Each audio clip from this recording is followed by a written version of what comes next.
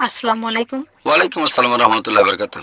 একটা হাদিস বলছে স্বামী স্ত্রীর প্রতি সন্তুষ্ট না হলে স্ত্রী তাহলে দোজখে যাবে, আর সেই স্ত্রীকে ফেরেশতারা সারা রাত ধরে অভিশাপ দেবে। কিন্তু স্ত্রী স্বামীর উপর সন্তুষ্ট না হলে তখন কি হবে? বোন, আপনি হাদিসটার ভুল উদ্ধৃতি দিচ্ছেন। নবী সাল্লাল্লাহু আলাইহি ওয়াসাল্লামের হাদিসটা হচ্ছে যে যদি স্ত্রী শয্যায় আসতে রাজি না হয় স্বামীর কাছে, যদি স্বামী চায়, তাহলে সারা রাত ধরে ফেরেশতাগণ সেই স্ত্রীকে অভিশাপ দেবেন।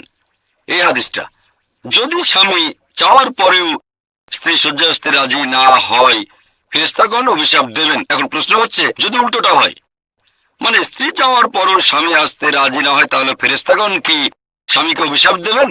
এমন কোন হাদিস নেই যে স্বামী যদি স্ত্রীর সঙ্গে শয্যায় যেতে রাজি না হয় ফেরেশতাগণ তাকে অভিশাপ দেবেন। তাই বলতে পারবো না এটা সত্যি। তবে আরেকটা পয়েন্ট নিয়ে বলতে পারি যে বিজ্ঞান এখন আমাদের বলে যে পুরুষের যৌন তাড়না মহিলাদের তুলনায় বেশি।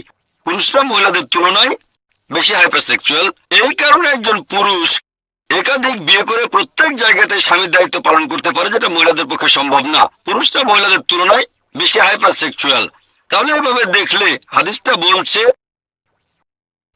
একজন পুরুষ যদি তার চাহিদা মেটাতে চায়, তার স্ত্রী যদি রাজি না হয়, তাহলে ফেরেশতাগণ অভিশাপ দেবেন।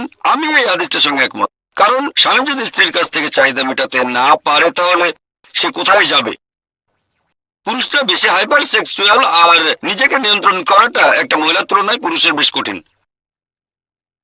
এখন যদি উল্টো ঘটনা ঘটে যে স্ত্রী স্বামীর কাছে চাহিদা মেটাতে চাচ্ছে, স্বামী রাজি হচ্ছে না, কোনো হাদিস বলছে না তাকে অভিশাপ দেওয়া হবে। তবে আরেকটা হাদিস বলছে যে সেরা মুমিন হলো সে যে তার পরিবার এবং স্ত্রীর সাথে ভালো ব্যবহার করে। তার মানে এই লোক ভালো মুমিন না। এছাড়াও নবীজির আরেকটা হাদিসে আছে, যখন তোমার স্ত্রীর সাথে সময় কাটাচ্ছ, তাকে সময় দিচ্ছ, সেটাও পরোপকার। সাহাবাগণ বললেন, ইয়া রাসূলুল্লাহ, এটার মানে কি? স্ত্রীর সঙ্গে সময় কাটানোটাও পরোপকার? নবীজি বললেন, কারণ এই সময়ে তুমি কোনো হারাম কিছু করছো না। যে তোমার স্ত্রী না এমন কারোর সাথে সম্পর্ক স্থাপন করা, বিয়ে ছাড়া শারীরিক সম্পর্ক স্থাপন করাটা হারাম। যেহেতু কোনো হারাম কাজ করছো না, তাই পরোপকার। দেখেন তাহলে সওয়াব পাওয়াটা কত সোজা। স্ত্রীর সঙ্গে শারীরিক সম্পর্ক স্থাপন করলে স্বামী স্ত্রী দুজনেই সওয়াব পাবেন। এখনকার দিনে সেক্সকে দেখা যায় দুই ভাবে। একটা হচ্ছে একেবারে ফ্রি সেক্স, সবকিছু চলে, সমস্যা নেই, সবাই আসতে পারে, সমস্যা নেই, ফ্রি সেক্স, রজনীশ সি বিচে ঘুরে বেড়াবেন ফ্রি। অন্য আরেক দিকে ধার্মিক, মানে নো সেক্স, সন্ন্যাসী হতে হবে। না, সাধুরা হিমালয়ের গুহায় যান, এটাও সম্ভব না। ইসলাম ধর্মে রয়েছে এই দুইয়ের মাঝামাঝি। এটা শরীরের পাশাপাশি আত্মারও যত্ন নেয়।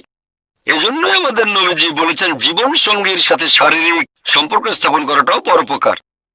চিন্তা করেন, গরিব লোকও উপকার করতে পারে। আশা করি বোন আপনার উত্তরটা আপনি পেয়েছেন।